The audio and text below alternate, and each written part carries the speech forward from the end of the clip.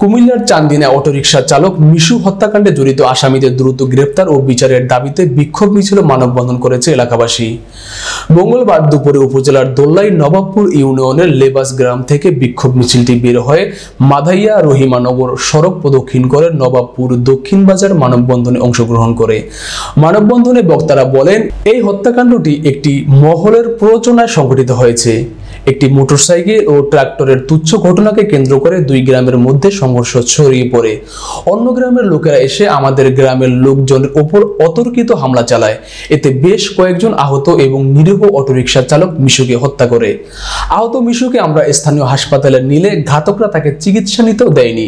এমন বর্বর ঘটনার সাথে জড়িতদের দ্রুত গ্রেফতার করে আইনের আওতা এনে দ্রুত বিচার কার্যকর করতে প্রশাসনের প্রতি দাবি জানান এলাকাবাসী। মানববন্ধনে বক্তব্য প্রদান করেন নিহত মিশুর পিতা মফিজউদ্দিন, মাতা মমতাজ বেগম, বোন মেহরুন্নেসা মিতু। এলাকাবাসীর পক্ষে বক্তব্য প্রদান করেন বিএনপির কাতার শাখার যুগ্ম সম্পাদক বাবুল গাজী, উপজেলা যুবদল যুগ্ম আহ্বায়ক শাহ জালাল প্রধান, ব্যবসায়ী রবিউল হাসান, মাসুদ রানা বাবু।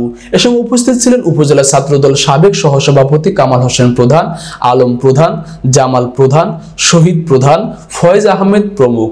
এ প্রসঙ্গে চান্দিনা থানার অফিসার ইনচার্জ ওসি জাবেদুল ইসলাম জানান, এই ঘটনায় ইতিমধ্যে ৩ জনকে আটক করা হয়েছে। ঘটনার সাথে জড়িত বাকি আসামিদেরও গ্রেফতারের চেষ্টা চলছে।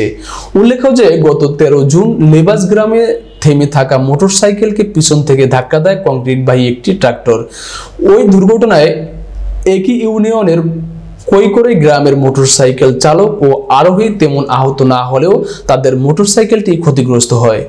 এ সময় লেবাস গ্রামের ইউপি সদস্য সহ গণ্যমান্য ব্যক্তিবর্গ ট্রাক্টর চালককে ৭,০০০ টাকা জরিমানা করে। সন্ধ্যায় মোটরসাইকেল চালক ৭,০০০ টাকা নিয়েও মোটরসাইকেলের সম্পূর্ণ দাম ক্ষতিপূরণ চাওয়ায় বাধা দেয় গণ্যমান্য ব্যক্তিবর্গ।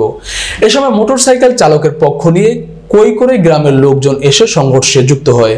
মোটরসাইকেল ও ট্রাক্টরের সংঘর্ষ রূপ নেয় 2 গ্রামের সংঘাতে। ওই ঘটনায় লেবাস গ্রামের 5 জন আহত হয়। তাদের মধ্যে আহত মিশু গত 17 জুন ঢাকা মেডিকেল কলেজ হাসপাতালে চিকিৎসাধীন অবস্থায় মৃত্যুবরণ করেন। এই মামলার সাথে, এই হত্যাকাণ্ডের সাথে যারা জড়িত, যারা সংগীত, যারা ইয়া আছে, তাদের আমি ফাঁসি চাই, সুষ্ঠু বিচার চাই।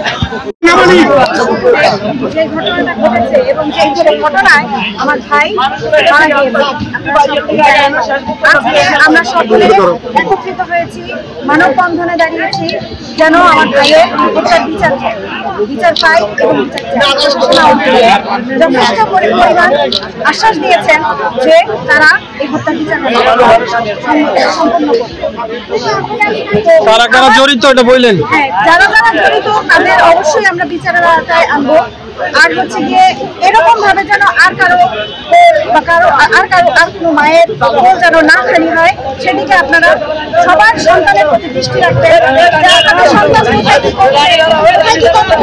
কার সাথে মিশছে, কোন সন্ত্রাসীদের সাথে মিশে যাচ্ছে কিনা, কোনো মাদকের সাথে মিশে যাচ্ছে কিনা, সেদিকে আপনারা খেয়াল রাখবেন।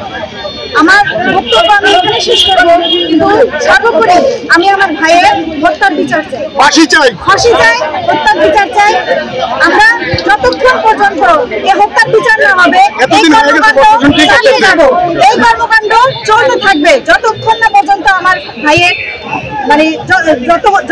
যারা আছে এই হত্যাকাণ্ডের সাথে প্রত্যক্ষ এবং পরোক্ষভাবে জড়িত তাদের বিচারের আওতায় না আনা পর্যন্ত আমরা এই কর্মকাণ্ড চালিয়ে যাব।